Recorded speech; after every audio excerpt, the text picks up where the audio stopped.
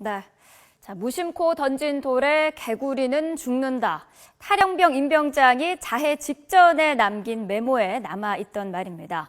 임병장은 사소한 농담에도 상처를 받았던 것으로 보이는데요. 나와 같은 상황이라면 누구라도 힘들었을 것이라고 표현하기도 했습니다. 임병장은 어떤 심적 고통을 받았던 걸까요? 네, 임병장과 같은 병사들에 대한 인성검사와 상담이 절실해 보이는데요. 정작 현재 실시되고 있는 군 내부 인성검사는 형식적이다라는 의혹이 제기되고 있습니다. 휴가자를 대신해 인성검사를 받기도 했다는 증언까지 나오는데요. 김주영 기자가 자세히 전해드립니다. 해군에서 병역의 의무를 마치고 3년 전 제대를 한 박모 씨. 박 씨는 군 생활 당시 부대 전체를 대상으로 벌이는 인성검사 과정에서 황당한 경험을 했습니다. 간부들로부터 다른 사람의 인성검사를 대신 해주라는 명령을 받은 겁니다. 휴가자가 있을 경우에도 어쨌든 그 기간 내에 복귀를 안 한다면 그냥 다른 사람이 대신 모범담으로 체크해서 제출하고. 검사 과정에서 불안감이나 이상 징후를 적어내면 다시 긍정적으로 작성하도록 지시를 받기도 했습니다.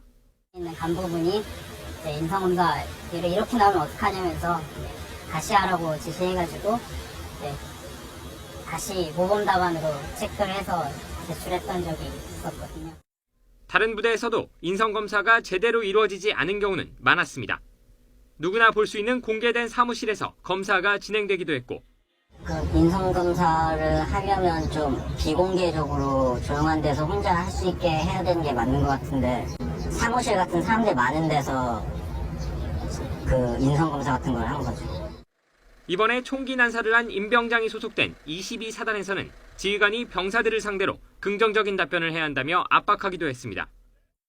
부정적인 그런 질의응답이 있으면은 무조건 긍정적으로 찍어야 된다고, 이거는 그렇게 찍지 않으면은 너희들한테 해만 간다는 식으로 얘기도 나와요.